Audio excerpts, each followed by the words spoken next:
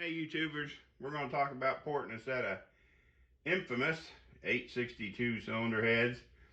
Everybody refers to them as the castaways. They come off of the truck engines, 4.8s and 5.3s. I think it's funny, comical sometimes, that people overlook these cylinder heads because they don't think they're up to task. But even in stock form, unported, unmolested, these heads will support well over 400 horsepower. So, you know, a lot of people that are building maybe a 400 horsepower combo, they go and try to build or buy, more than likely, a cylinder head that's capable of supporting 600 horsepower, but they're only building a 400 horsepower engine. So maybe they should take that money and spend it on some other part of their car. But, you know, as with anything in hot rodding, bigger is better, and if it costs more, it makes me faster, right? But you know, what I wanted to do is just go over this set of 862 heads I'm doing now. I wanted to kind of reintroduce the processes, or at least my processes and how I think about it. Basically what I do is I scribe the gasket to the heads, and then I will raise the roof and only blend the sides to make this, you know, uniform shape. But I will raise this roof 240 thousandths of an inch. Now I'm going to flip the head over here in just a second so you can get a better view of how that is blended seamlessly into that roof, so as to not have any rough angles, changes of direction, so that we can keep that hot air moving straight into your exhaust manifold or header. So anyway, let me flip this head around real quick so we can get a better shot of it. Okay guys, I went ahead and threw the exhaust manifold gasket on there. I always use GM factory MLS gaskets when I do this scribing. I'm trying to zoom in a hair. So now I've only got the gasket held on with two bolts for illustration purposes. But what I do is when I scribe this with the dicom, I always put the dicom on there because it makes it way easier for my old eyes to see. Now, to give me a margin to port to so that I know I stay inside the factory opening, I use just an old Phillips screwdriver, like one of them old pocket screwdrivers your grandpa used to carry. And it's got a really sharp tip for a screwdriver, and I have never modified it. I literally just go around this gasket and scribe each port to the head, and just the thickness of the end of this screwdriver is what gives me my margin, so I can port and polish all the way to that line, and I know I stay inside the gasket, and I never have to worry about having an issue, you know, in that area. So, but if you can see in this, let me see if we can give you a little more light. Because what you'll see is when you raise that roof 240 thousandths, it doesn't, it's almost like the port was designed to be that way. And for some reason, GM had it curve more, have more of a hook or a curve on the roof. So basically, if you do it right, when you remove that 240 thou and then blend it back to the guide boss, it's literally perfect. It's flat. There's no undulations. There's no bell mouthing. None of that, you know, what they call fish mouth porting. There's none of that going on, because I don't do that. So what I'll do is I will gasket match it to the roof, raise the roof, blend it all the way back. Now I haven't even touched the floor of these ports yet.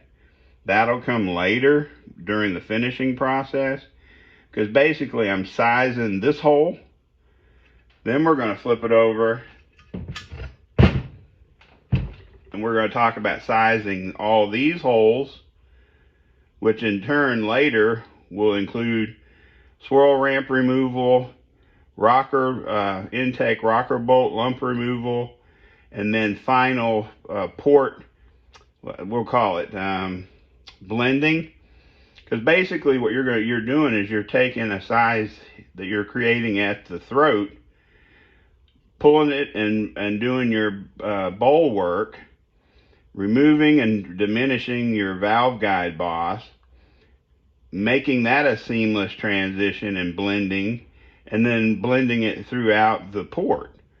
I mean, it's literally like work here, work over here, pull them together, voila, oh, Jed's a millionaire, whatever. But it just takes a long time to do it right without jacking anything up. So let me give you a few other angles here. I wanted to throw this in real quick with a little backlighting. That way you can kind of get a better view of how raising that roof truly blends in seamlessly with the port design and goes all the way back to the valve guide boss. And hopefully the light helps you get a little bit better look at it. Okay guys, now we can kind of refer to some of the information about doing your throat cuts or your throat percentages, because that's something I've always preached about a performance valve job or porting job, that you want your intake port or throat, we'll call it, to be 89% of your intake valve size. And I'd like to see the exhaust valves have a throat of, I use 87%. There are porters that will go larger than 87%, but as I've said in my videos in the past, I prefer not to go larger than an 87 because you start getting the valve seat itself really thin. And more times than not, nowadays, people run turbos and nitrous. And when you introduce an excessive amount of heat, specifically through a turbo application and nitrous, if you let that material, if you let your valve seat get too thin, you can heat it up enough that the seat falls out of the head. So as a precautionary measure, I have always just limited my throat percentage on the exhaust valve to 87% of the valve size. So you guys keep that in mind and gamble at your own leisure.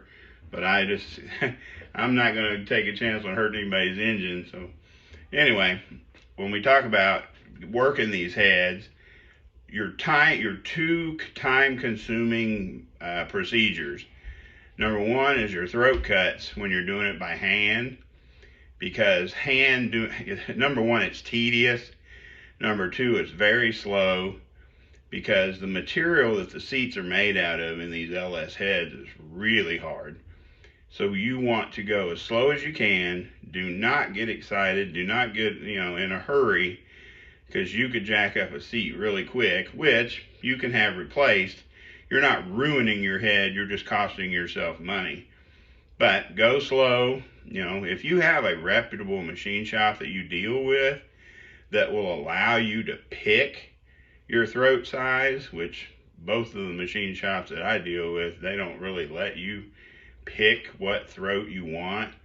They just have a 3-angle cutter that they've purchased from someone, Goodson or Comp Cams or whoever, that already has what they consider a performance valve job or a good valve job setup, and they do their valve job the way they want to. But if you had a way to manipulate what they call the bowl hog and set your throat to what you wanted, that would be optimum.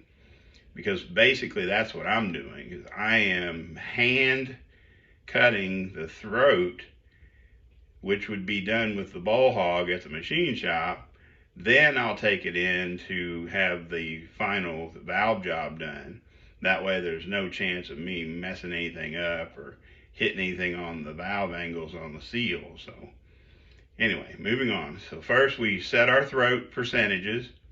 89% on the intake, 87% on the exhaust.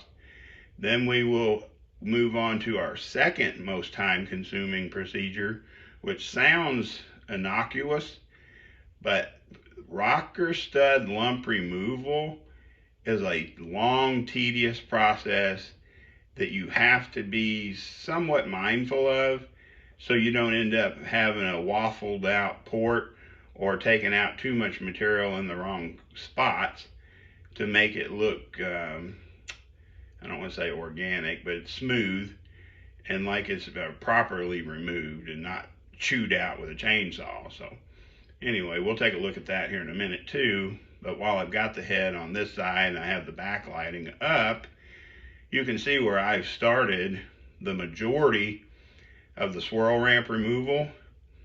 And the reason why that looks so odd shaping on the valve guide boss is I was working with one specific burr and I didn't want to, it won't fit over on the right hand side to finish smoothing and shaping and reducing that valve guide boss.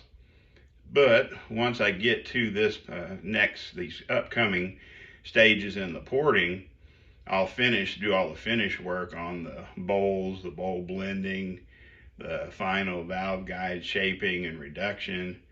But I just wanted you guys to get a look at what it looks like when it's in process, where you're just knocking down the majority of the swirl ramp, starting your valve guide boss reduction, and getting it all ready for final blending.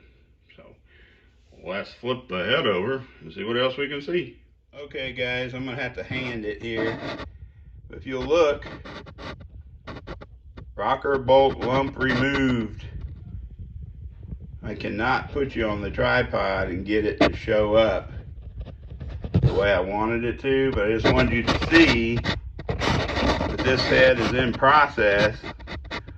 Rocker bolt lump has been fully removed on both heads, but I want you to take note of all that dark black crap inside these ports. That's after 4 cleanings with oven cleaner. No lie. Okay guys, got to get you back on the tripod so the video's not all shaky Jake.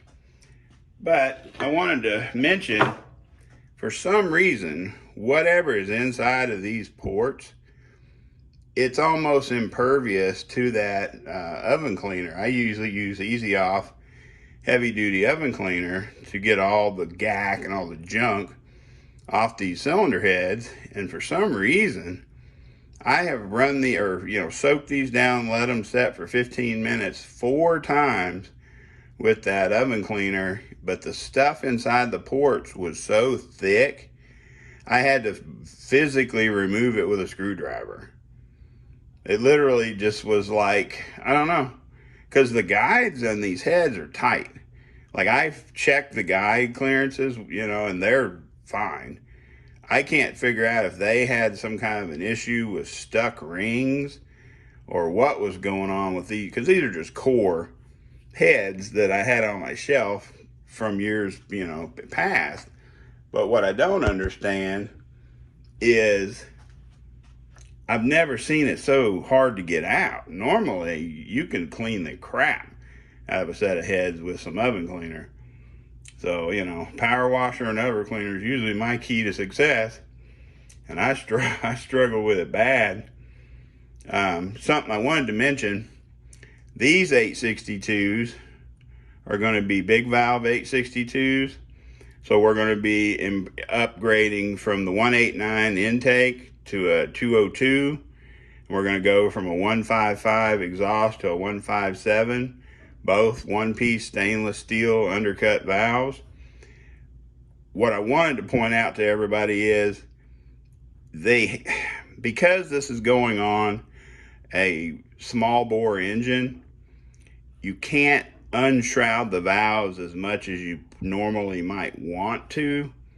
Because normally you want to end up with about 150 thousandths between the edge of your valve and the side of your chamber. So when you're opening your valve, you want to have a gap between the edge of the valve and the side of the chamber of at least 150 to 170 thousandths. This is really borderline I'm gonna do some more measuring after final assembly or during final assembly. But because it's got to stay inside that factory 3.780 or 3.785, you might be able to say 3.790, because you've got your piston skirt size, but then you've also got the slight amount of clearance that's in your bore for your piston rings and all that. But my point being is you can only move these walls over. When you go to unshroud your intake and your exhaust, which I highly recommend, I don't care if you're not upgrading your valve sizes, especially on your exhaust side, move that chamber over 40 thousandths, because you're going to gain some flow. But that's just a tip from me to you. But that's what I was going to say is, when you're using these small factory bore cylinders, you can't move this over very far without it having even more problems with the cylinder. So you're limited to about 40 thousandths, 40 to not more than 45 thousandths that you can move these over just a little bit. And you don't have to do it the whole chamber, literally just from here to here, you know what I mean? Just this little window on each side. You just need to move that over about 40 to 45 thousandths. And remember, that's for the stock bore 4853s, so that you can gain a little bit more flow out of the head with a little bit less shrouding of the chamber. So anyway, I've rambled long enough. These will be surfaced just enough to flatten. Like I said, 202 157s. My normal percentages, intake and exhaust, raise the roof. They end up a really solid set of cylinder heads. I just wanted to make sure and get it on video. That way you and the customer will be happy with it. And hopefully they'll be able to make a lot more horsepower than they expected, because that's always my goal. Help people make power and make more than they expected. Appreciate you guys watching. Please like, subscribe, and share. If you have any questions, hit me up in the comments. See you next time.